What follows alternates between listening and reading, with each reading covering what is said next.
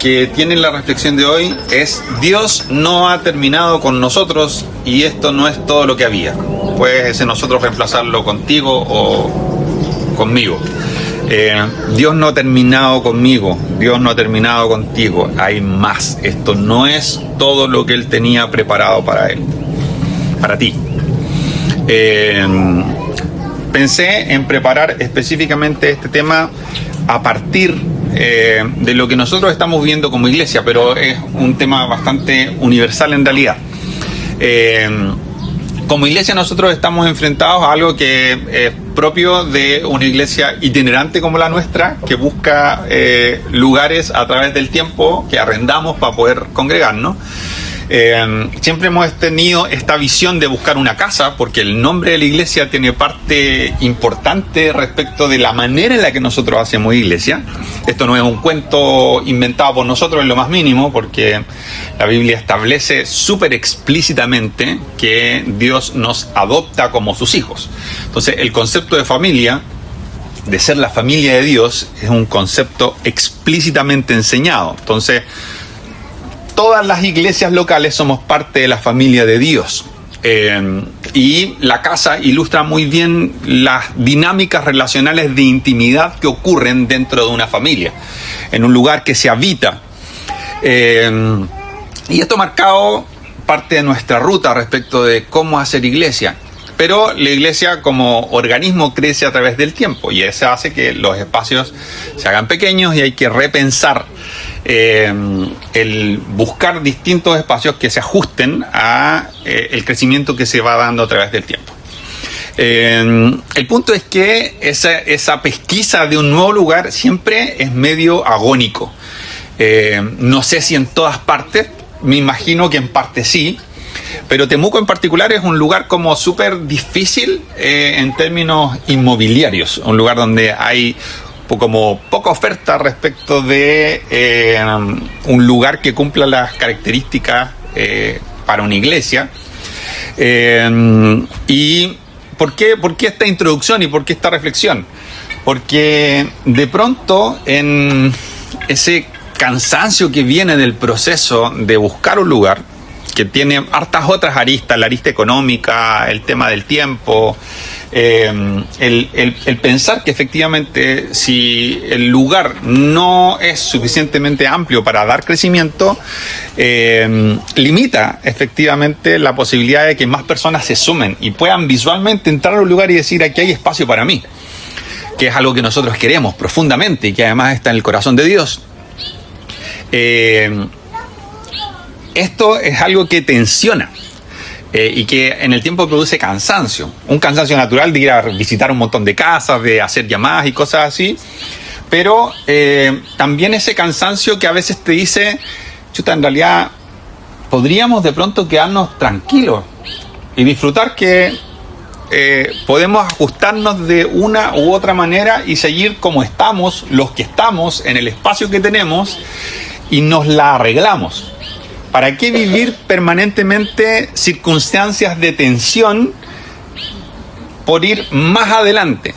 Y desde ese espacio es que pensaba en las razones de por qué vale la pena tensionarse para experimentar nuevas cosas de parte de Dios en nuevos escenarios, en nuevas circunstancias, con nuevos desafíos y con nuevas aventuras.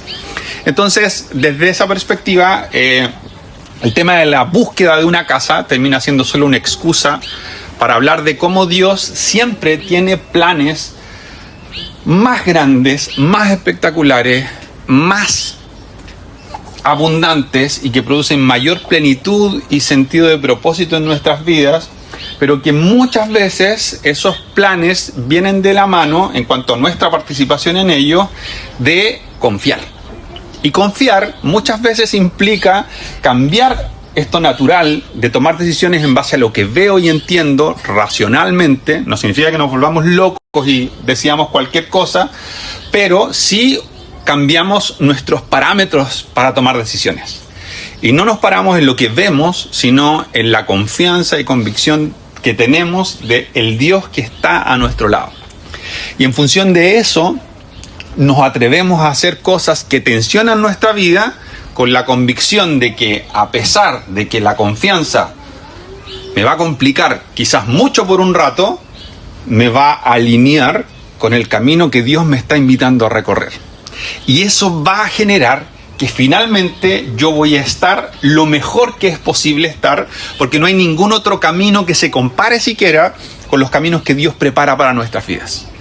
No hay nada que tenga más significado, que tenga más propósito, que traiga más paz, que haga más sentido que cuando nosotros vamos un paso tras otro siguiendo a Jesús. Y puede parecer que esto no tiene mucha conexión, pero quiero compartirles acerca de Elías. Voy a leer o voy a mencionar varias historias, pero voy a partir con esta y espero ser todo lo conciso que pretendo para llegar a un punto claro y no en demasiado tiempo. Elías es probablemente el más famoso de los profetas y voy a partir de la historia como del highlight mayor de la historia de Elías, que es: él profetizó principalmente en Samaria, Israel del norte, en el tiempo en que estuvo el rey más famoso de los famosos por lo extremadamente malo que era. La Biblia habla de que cuando Israel se divide en dos reinos, el de Judá y el del norte, aparece un primer rey, esto es después de Salomón. Salomón tiene un hijo que se llama Roboam, y aparece un rey en el norte que se llama Jeroboam. Y este rey es citado durante todo el libro de Primero y Segundo de Reyes, y también Primero y Segundo de Reyes, de Crónicas, que son libros paralelos. Y cada vez que había un rey malo, dice, y este rey anduvo en los malos caminos de Jeroboam. O sea, el compadre se transformó en un ícono de hacerlo mal. Porque una de las cosas que se le ocurrió es, dado que se estaba dividiendo Israel en dos reinos, dijo: no sea que los de Israel del norte vayan a Jerusalén, donde está el templo, y sean seducidos y quieran volver finalmente al reino de Judá y se divida nuestro reino. Entonces, ¿qué voy a hacer? Voy a hacer unos becerros y les voy a decir a la gente que tenemos altares acá en el norte y no necesitan ir a Jerusalén. Eso estableció un precedente horrible de hacer las cosas para conectarme supuestamente con Dios, pero a mi manera, obviando por completo y desechando la manera en la que Dios establecía la manera de relacionarnos con Él. Pero pasaron los años y apareció Acab. Y Acab, no sé si altruistamente, tal vez se propuso en algún momento ser citado más que Jeroboam, porque establece un nuevo parámetro de hacerlo mal. Y es tanto que Acab y algunos después de él llegaron a levantar altares a otros dioses dentro del mismo templo de Dios. Y además él se casó con una mujer icónica en la Biblia llamada Jezabel, que estableció otro canon todavía de cómo hacerlo terriblemente mal. En esos tiempos aparece Elías, y Elías confronta permanentemente con una valentía extraordinaria a este rey malo. Y hay un evento, un momento muy importante en el que Elías confronta al pueblo y les dice: vamos a ver si realmente esos Baales que ustedes adoran son reales, son dioses reales, y ustedes van a hacer un altar, van a poner un sacrificio, un animal, y van a clamar a su Dios y le van a pedir que le envíe fuego del cielo. Después yo voy a hacer lo mismo, y el Dios que envíe fuego del cielo, ese va a ser el Dios verdadero. Y Baal tenía en ese tiempo 450 profetas que se sentaban a la mesa de Jezabel. Y dice la Biblia que ellos prepararon el altar, montaron ahí piedras, pusieron el sacrificio con el animal y empezaron a clamar a su Dios. Y dice que empezaron desde muy temprano en la mañana y ya estábamos como a media tarde, y estaban empezando a desesperarse, y para subir la intensidad de su clamor empezaron a cortarse, que es algo que dice la Biblia que era una costumbre de ellos. Y Elías, que era el único profeta de Dios, empieza a burlarse de ellos públicamente. Y les dice, primero, a lo mejor sus dioses están ocupados en este momento. Tal vez tuvieron que ir a hacer algún tipo de mandado. Después les dice, incluso, a lo mejor están en el baño. Por eso no le responden. Con una pachorra increíble. Y finalmente, por supuesto, no cae fuego del cielo. Por más que ellos clamaron y por más que hicieron todo lo que estaba a su alcance hacer. Y luego Elías dice, ya, ahora me toca a mí. Prepara un altar y hace una zanja alrededor. Y les pide a las personas que estaban ahí que echen agua y llenen la zanja con agua. Y tiren agua por sobre el animal que iba a ser para el sacrificio. Era harta agua. Luego pide que hagan eso de nuevo y después otra vez. O sea, se tenía una fe pero increíble respecto de que lo que estaba haciendo era algo que Dios lo había llamado a hacer. Y él ora y le pide a Dios que envíe esta señal para dar testimonio al pueblo de que el único Dios verdadero es Dios. Y cae fuego del cielo. Dice que el fuego fue tan abrasador que se secó todo el agua de la zanja y el animal fue consumido por completo. Ese es el momento más alto del testimonio de valentía en la vida de Elías. Nosotros encontramos en el Nuevo Testamento una referencia a Elías, hay muchas, pero una de ellas dice que Elías era un hombre con pasiones semejantes a las nuestras, pero que en una oportunidad oró y por 3 años no hubo lluvia y luego volvió a orar y volvió la lluvia. Y una de las cosas en las cuales encontramos por qué Elías era semejante a nosotros es la historia que viene después de esta historia. Y aquí es donde quiero leer. Dice que pasó esto. Vino el fuego del cielo. Entonces Elías mató a los 450 profetas de Baal. Y Acab regresa a su casa después de este evento. Y dice 1 de Reyes 19, del 1 en adelante. Cuando Acab llegó a su casa, le contó a Jezabel, su esposa, todo lo que Elías había hecho. Incluso la manera en que había matado a todos los profetas de Baal. Entonces Jezabel le mandó este mensaje a Elías. Que los dioses me hieran e incluso me maten si mañana a esta hora yo no te he matado como tú los mataste a ellos. Y Elías, que había tenido este despliegue de valentía extraordinaria, dice la Biblia, tuvo miedo y huyó para salvar su vida. Se fue a Beerseba, una ciudad de Judá, y dejó allí su sirviente. Y luego siguió solo, todo el día hasta llegar al desierto. Se metió voluntariamente en el desierto y voluntariamente lo hizo solo. Y no lo hizo para tener un tiempo especial con Dios, lo hizo para esto. Dice, se sentó bajo un solitario árbol de retama y pidió morirse. Y esto fue su oración. Basta ya, Señor, quítame la vida porque no soy mejor que mis antepasados que ya murieron. Y lo primero que quiero conectar con nuestra propia historia es que voy a partir desde distintos puntos, pero este es el primer punto. A veces nosotros podemos estar recién habiendo tenido una experiencia extraordinaria con Dios, hace poco, una gran victoria, un momento en que fuiste muy valiente, en el que decidiste hacer algo por obediencia a Dios que tenía un gran costo para ti y viste el poder de Dios y su fidelidad. Dijiste, wow, Dios realmente es fiel. Envió fuego del cielo, hizo un milagro, salvó mi trabajo, salvó mi familia, salvó mi salud, me preservó, me cuidó, proveyó, hizo un milagro, pero no solamente hizo un milagro porque Dios es bueno, sino que también yo pude comprobar en carne propia que en la medida que yo obedezco a Dios y tomo decisiones valientes que me alinean con Él, puedo comprobar su fidelidad. Muchas veces nosotros tenemos experiencias así, hice algo valiente por obedecerle y luego compruebo que Él es fiel permanentemente. Pero eso no nos exime de que luego volvamos eventualmente a tener miedo o enfrentemos otras circunstancias que pueden parecer menos grandes que las cosas en las que ya hemos tenido victoria y ahora sí tengamos miedo. Y podemos tener un montón de conflictos asociados a eso, pero es algo un poco universal. Y le pasó a Elías, un tremendo profeta de Dios que acababa de tener este despliegue increíble de valentía, que frente a la palabra de Jezabel, que sí, Jezabel era más mala que la maldad, pero tuvo profundo miedo. Y ese profundo miedo lo llevó a huir y a tener tanto temor de cómo seguramente lo iban a matar, que quiso que Dios mismo lo matara mejor y fuera de la manera más rápida posible.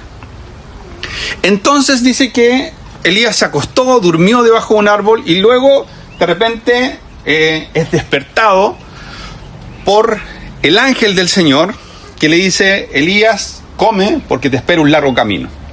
Lo hace comer 2 veces y Elías emprende este camino por el desierto en ayuno por 40 días. Y llega finalmente a una cueva donde pasa la noche y entonces Dios vuelve a hablarle después de estos 40 días en el desierto ayunando. Y le dice Dios a Elías lo siguiente: ¿qué haces aquí? ¿Qué haces aquí? Que es una pregunta muy parecida a la que le hace a Adán cuando está escondido junto con Eva, tapando su desnudez después de haber pecado. Dios en esa oportunidad le dice a Adán: Adán, ¿dónde estás? Y Elías le hace una pregunta parecida y le dice: Elías, ¿qué estás haciendo aquí? Y Elías le responde lo siguiente: he servido con gran celo al Señor Dios Todopoderoso. Respondió Elías: pero el pueblo de Israel ha roto su pacto contigo, derribó tus altares y mató a cada uno de tus profetas. Yo soy el único que queda con vida y ahora me buscan para matarme a mí también.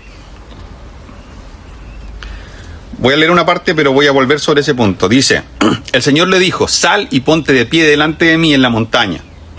Mientras Elías estaba de pie allí, el Señor pasó y vino un viento fuerte e impetuoso que azotó la montaña. La ráfaga fue tan tremenda que las rocas se aflojaron, pero el Señor no estaba en el viento. Después del viento hubo un terremoto, pero el Señor no estaba en el terremoto. Pasado el terremoto hubo un incendio, pero el Señor no estaba en el incendio. Y después del incendio hubo un suave susurro. Cuando Elías oyó, se cubrió la cara con su manto, salió y se paró a la entrada de la cueva. Entonces una voz le dijo de nuevo: ¿qué haces aquí, Elías?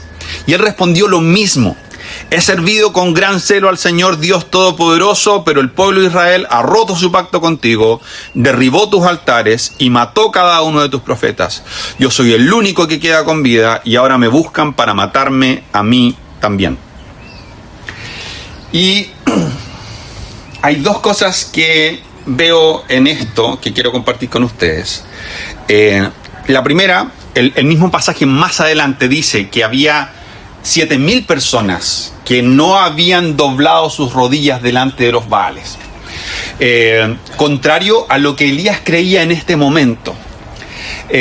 Y una cosa que es una interpretación alegórica, no es que sea la intención del pasaje enseñar esto, pero es un principio que sí aparece en la Biblia. Y es que es muy fácil que nosotros creamos mentiras cuando estamos solos. Elías deja a su sirviente en una ciudad y se va solo, no a tener un encuentro con Dios, se va solo porque quiere morir. En su gracia Dios lo alimenta y lo invita a recorrer un camino para tener un encuentro profundo con Él. Pero en la planificación de Elías, él quería simplemente estar solo para ahogarse en su propia amargura. Cuando nosotros tenemos estas crisis de fe profundas que nos llevan a una amargura tal que toda nuestra perspectiva se pone negra, estar solos, sin iglesia, caminar sin una comunidad, sin nadie que te ponga una perspectiva de nuevo respecto de la verdad y lo que Dios dice, hace que lo que ya era un problema serio se magnifique muchas veces hasta volverse algo que parece que es imposible de salir. Y eso pasa muchas veces. Y para Satanás es muy fácil mentirnos cuando no hay nadie que pueda aportar una perspectiva diferente, que sea la de Dios y que refleje por lo tanto la verdad. Entonces, Elías toma esta decisión y es fácil para las tinieblas llenarlo de un temor todavía más grande que el que ya estaba experimentando y hacerle creer que es el único. Y cuando Dios le dice: ¿qué estás haciendo aquí?, Elías responde desde 2 perspectivas. Primero, desde la mentira, porque cree que es el único. Y eso lo hace sentir mucho más desamparado todavía. Pero también lo hace desde la experiencia. y le cuenta a Dios su testimonio, como si Dios no hubiese estado, como si el fuego cayó porque sí. Y le dice, como que le hace un resumen de lo que había pasado. Y dice, todo Israel te abandonó, rompieron su pacto, rompieron tus altares.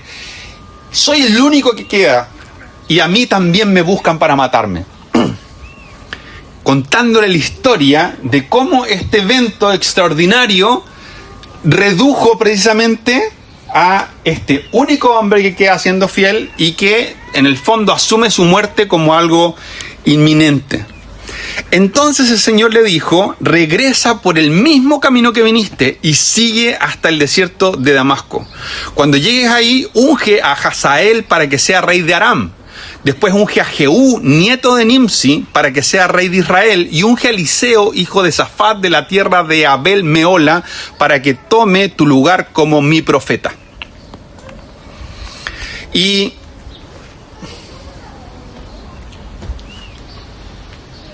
pienso específicamente en esto, y esto me hace recordar un poco a Pedro, que toma una decisión un poco parecida a la que toma Elías después de que Jesús es crucificado y él lo ha negado 3 veces. Dice la Biblia en Juan, el último capítulo, que Pedro en un momento, Jesús muerto, no lo habían visto todavía resucitar. Están los discípulos reunidos y Pedro dice, chiquillos, yo me voy a pescar. Y algunos de los que estaban con él y que también habían sido pescadores dijeron, nosotros también vamos. Entonces fueron en la barca y ¿qué pasó? No pescaron nada. Y dice la Biblia, no pescaron nada en toda la noche. Al amanecer Jesús apareció en la playa, pero los discípulos no podían ver quién era. Les preguntó, amigos, ¿pescaron algo? No, contestaron ellos. Entonces él dijo, echen la red a la derecha de la barca y tendrán pesca. Ellos lo hicieron y no podían sacar la red por la gran cantidad de peces que contenía. Esta fue una experiencia casi idéntica a la gran experiencia que Pedro tuvo cuando se encontró por primera vez con Jesús, y a partir de eso él vio que el acto era algo tan sobrenatural, porque él era un pescador de experiencia y un maestro de Israel que no tenía nada de conocimiento en pesca. Le dice, tira la malla, la red a un lado después de toda la noche, igual que en esta experiencia, y él dice, ninguna posibilidad de que saque un pescado, pero por respeto a ti voy a tirarla. Y es tan desbordante la cantidad y es tan manifiesto el milagro que él discierne que está frente a un hombre santo. No llega a entender todavía cuán increíble es la magnitud de Cristo, y sin embargo él se postra y le dice, apártate de mí, Señor, porque yo soy un pecador, no soy digno de estar delante de ti.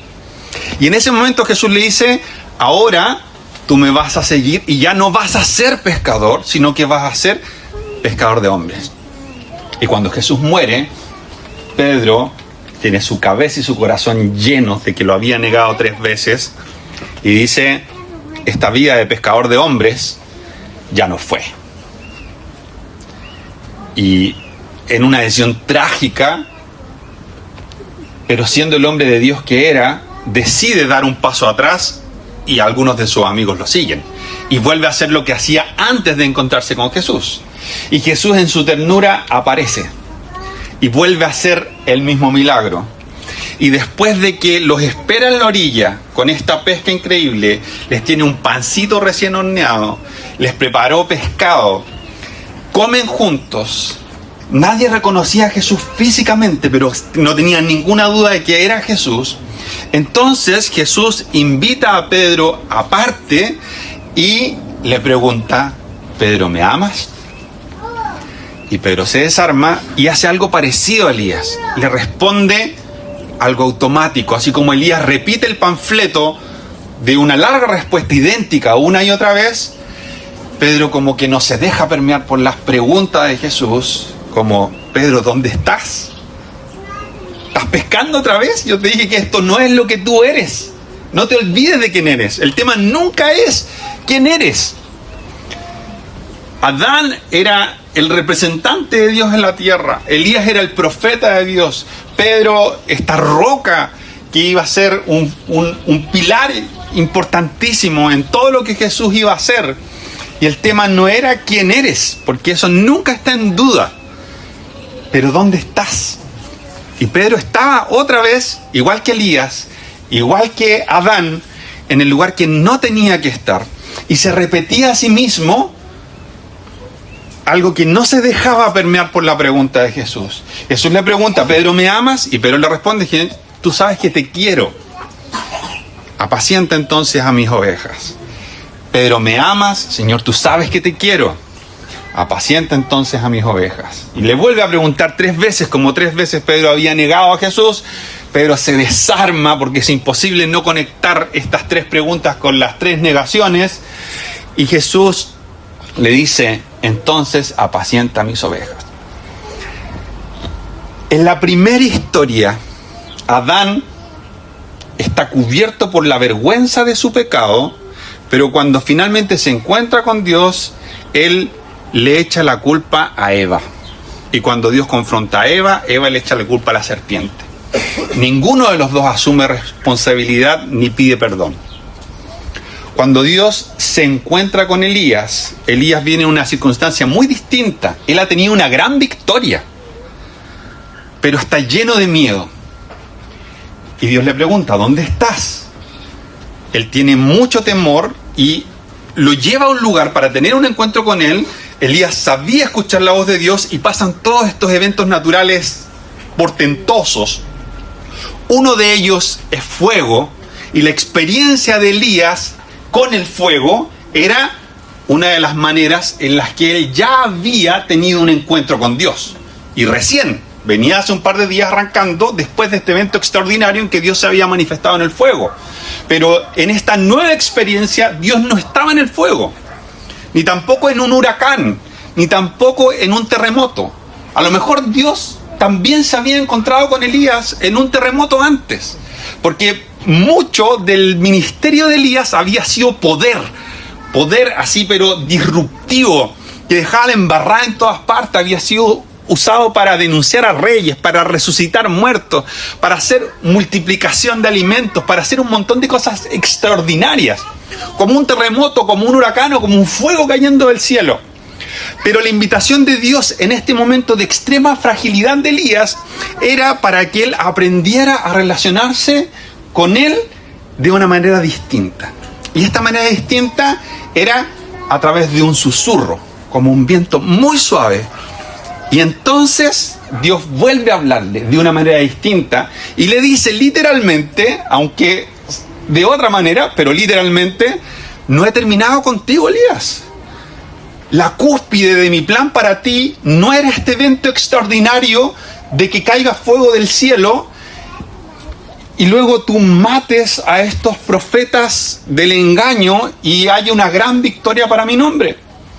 Yo me imagino a Elías como estas crisis que tienen los medallistas olímpicos. ¿Qué hago después de esta victoria? ¿Qué más puede haber para mí? Alcancé lo máximo que se puede alcanzar en mi disciplina. Dediqué mi vida completa a esto, pero ¿qué más hay? Elías había llegado a una manifestación del poder de Dios extraordinaria.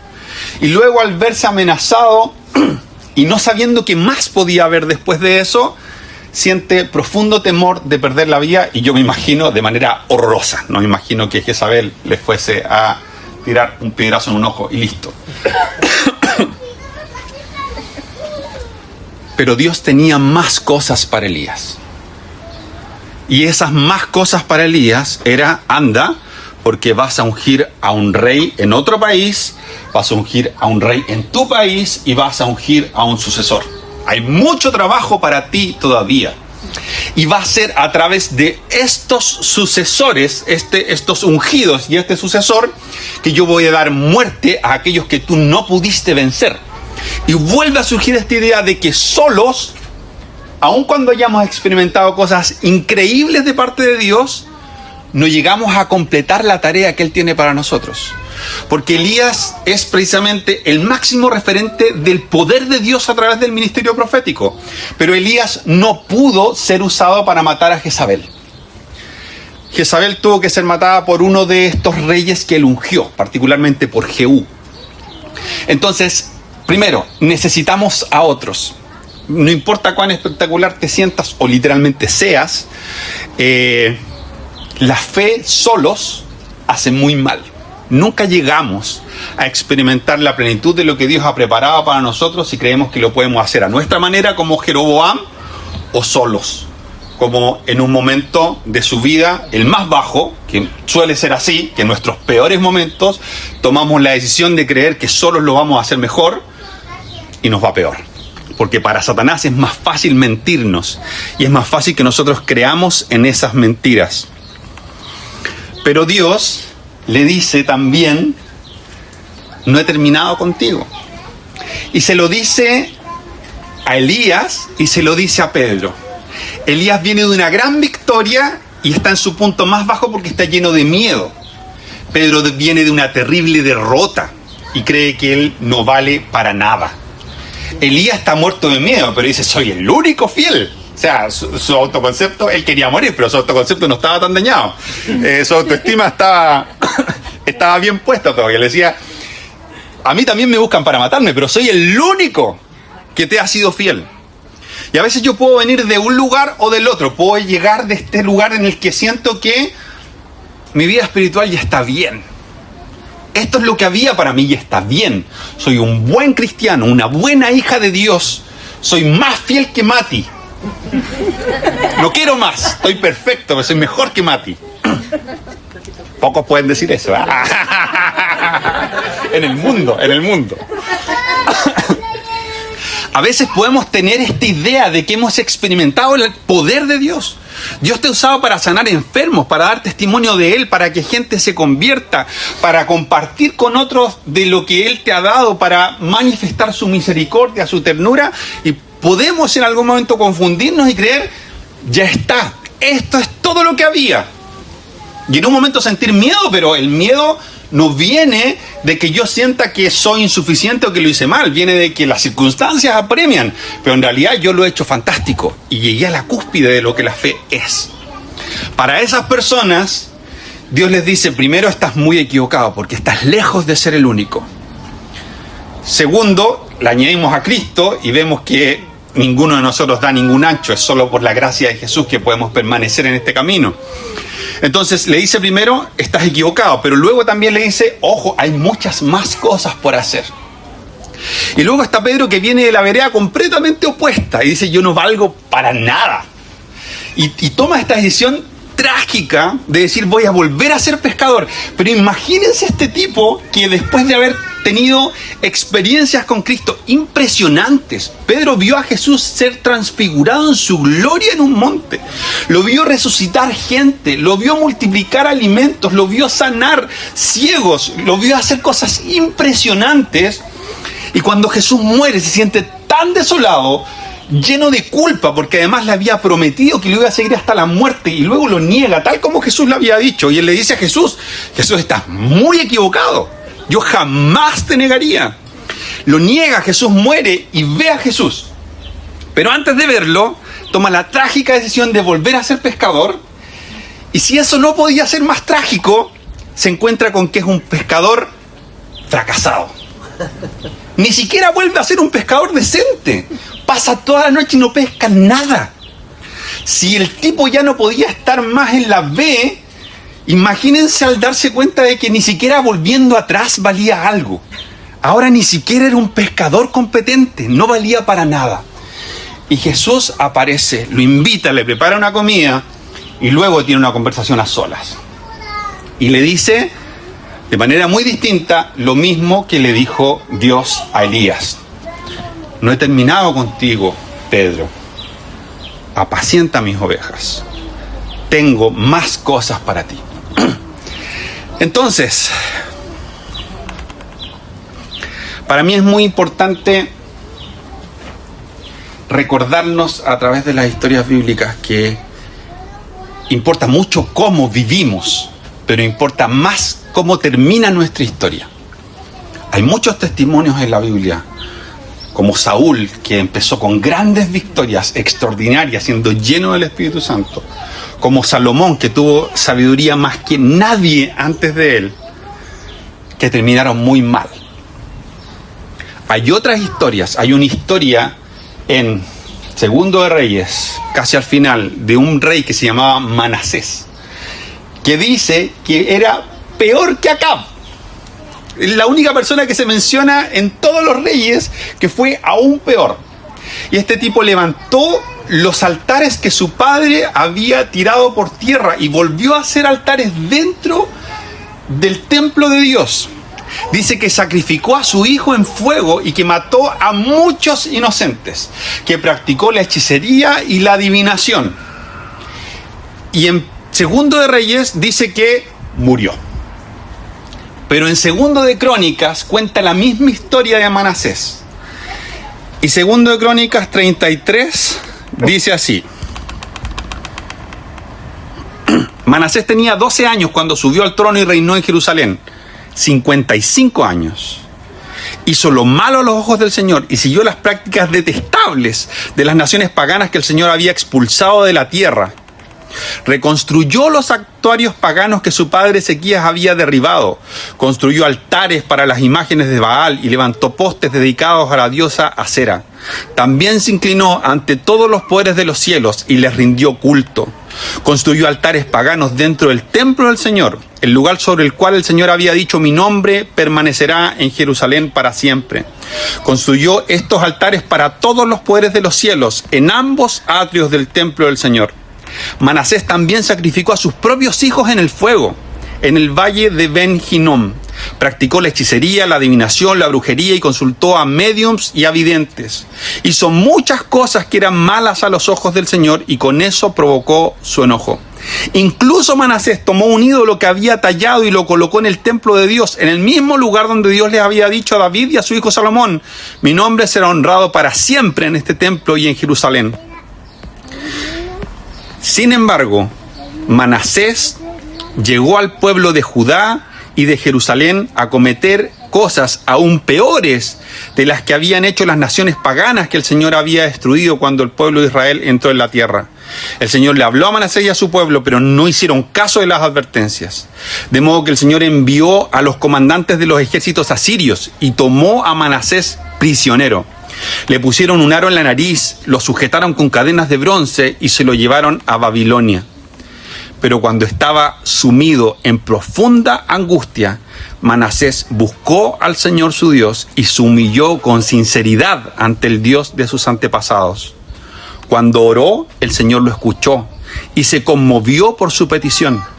Así que el Señor hizo que Manasés regresara a Jerusalén y a su reino. Entonces Manasés finalmente se dio cuenta de que el Señor es el único Dios. Después de esto, Manasés reconstruyó la muralla exterior de la ciudad de David, desde el occidente del manantial de Gijón, en el valle de Cedrón, hasta la puerta del pescado, y continuó alrededor de la colina de Ofel. Manasés también quitó los dioses ajenos y el ídolo del templo del Señor. Derribó todos los altares que había construido en el monte donde estaba el templo y todos los altares que había en Jerusalén, y los arrojó fuera de la ciudad. Después restauró el altar del Señor y allí sacrificó ofrendas de paz y ofrendas de acción de gracias.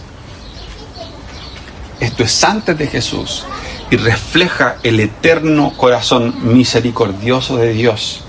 Pero también nos recuerda que este Manasés, del que se tiene poca memoria, que lo hizo horrible, hizo cosas horrorosamente malas, terminó mejor que Salomón. Y la poca sabiduría que tuvo en su peor momento le permitió terminar su vida de la mejor manera posible. ¿Por qué vale la pena seguir intentando cosas que tensionan nuestra vida? Porque Dios nunca ha terminado con nosotros hasta que Cristo venga. Sus planes nunca se quedan cortos. Nunca está improvisando con ninguno de nosotros. No importa en qué circunstancia estés, si lo hiciste tan terriblemente como Manasés, si traicionaste a tu mejor amigo como Pedro, si creías que lo estabas haciendo súper bien, pero de repente toda tu vida se da vuelta y pierde sentido. No importa tu circunstancia o el momento en el que estés, Jesús hoy no ha terminado todavía contigo. Sus planes no están frustrados y hay más. Cuando yo me atrevo a tomar decisiones difíciles, como ubicarme en un lugar que va a traer tensión a mi vida, pero que creo profundamente que es el lugar que Dios quiere que yo vaya en su dirección, entonces me alineo con planes que son más de lo que yo pensé que podía ser el límite. Puede haber más que fuego cayendo del cielo. Puede haber esperanza si traicionaste la confianza de Jesús de una manera horrorosa y piensas que no eres digno o no eres digna para nada. Si tu fe se enfrió, si pecaste deliberadamente y de manera horrible, si heriste a otros, si echaste todo a perder, Jesús no ha acabado contigo. Nada puede frustrar los planes que Dios tiene para nosotros si nosotros volvemos a arrepentirnos y otra vez nos alineamos con lo que Él tiene preparado. Y Él siempre tiene más. Y como Él siempre tiene más, si tú estás en un momento de paz y sientes que estás tranquilo o tranquila y que está yendo todo bien, no te acostumbres a eso. Pregunta al Espíritu Santo para saber qué pasos tomar para ir más fielmente en la dirección que Él te invita. Y Él va a mostrarte que tiene caminos más extraordinarios. Pero si estás en un momento horroroso y piensas que contigo sí que no hay ninguna chance de que Dios haga algo bueno, Dios tiene planes para ti y para mí y no ha terminado con nosotros. Una cuestión súper concreta desde nuestro contexto es que queremos buscar un lugar que en un momento puede tensionarnos un montón porque creemos que verdaderamente Dios nos va a llevar más lejos. Pero esto es aplicable para las circunstancias de todos nosotros. Dios tiene planes increíbles preparados y estos, incluso nosotros podemos haber frustrado aspectos de ellos con nuestra rebeldía, pero si nos arrepentimos, nada puede frustrar los planes de Dios. Ni las tinieblas, ni ningún enemigo, ni ninguna circunstancia, ni el mundo, ni nada que parezca terrible, ni que te persigan para matarte. Entonces, seguimos en esta carrera. Y Hebreos 12 dice: tenemos todos estos testigos de la fe. Así que sigamos adelante y despojémonos de todo lo que sea un estorbo y del pecado y miremos a Jesús. Si Jesús se hubiese conformado con ser todo lo bueno que fue, si Jesús hubiese dicho ya, hasta aquí lo hice todo, obedecí toda mi vida, nunca pequé, sané enfermos, manifesté el reino de Dios, liberé a los cautivos, cumplí todas las profecías, pero en Getsemaní se hubiese negado a cumplir la última profecía y no hubiese ido a la cruz y no hubiese muerto por nosotros y no hubiese resucitado, la historia sería completamente otra. Yo no sé hacia dónde apunta tu vida, pero no te conformes antes de que tu historia termine, porque tal vez haya cosas increíblemente trascendentes que todavía no pasan.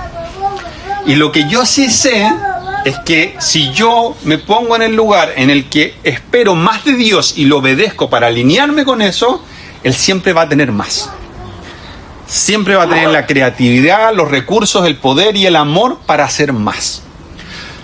No nos conformemos con nuestra vida espiritual, aunque sea vibrante, aunque vengas de tener testimonios increíbles, no te conformes. Dios tiene más y Él no ha terminado con nosotros. Entonces lo que yo quiero hacer es que podamos orar, tal vez siendo un Pedro, tal vez siendo un Elías, tal vez siendo un Manasés. Yo no sé si tu vida espiritual está en un momento como tranquilo, en el que tal vez Dios quiere despertarte para que sueñes cosas más grandes. Si estás en un momento en el que sientes que perdiste muchas de las promesas que Dios te había hecho y estás pensando en volver atrás o ya estás tirando la toalla, o si derechamente sientes que eres esta persona que tiene una larga lista de cosas que arrepentirse y tiene que empezar recién hoy, como Manasés, que recién al final de su vida, cuando estaba todo destrozado, pudo ver a Dios y reconocer que Él era el único Dios. Pero en todos estos carriles y espacios, Dios dice, yo no he terminado contigo. Hay esperanza de una vida plena y abundante para ti si hoy tienes ese punto de inflexión que te lleve a más, a algo o de vuelta, pero al centro de la voluntad de Dios para tu vida. Vamos a orar. Yo voy a invitar, específicamente quiero invitar a una cosa para no enredarnos. Si tú quieres tener ese punto de inflexión en tu vida hoy y quieres arrepentirte de cómo han venido las cosas en tu vida y decirle, Señor, yo no me quiero conformar o quiero pedirte perdón, vamos a orar por un arrepentimiento que nos alinee como punto de inflexión para retomar promesas, para retomar sueños o para empezar a tener sueños, si sientes que estás en el lugar donde no hay ninguno.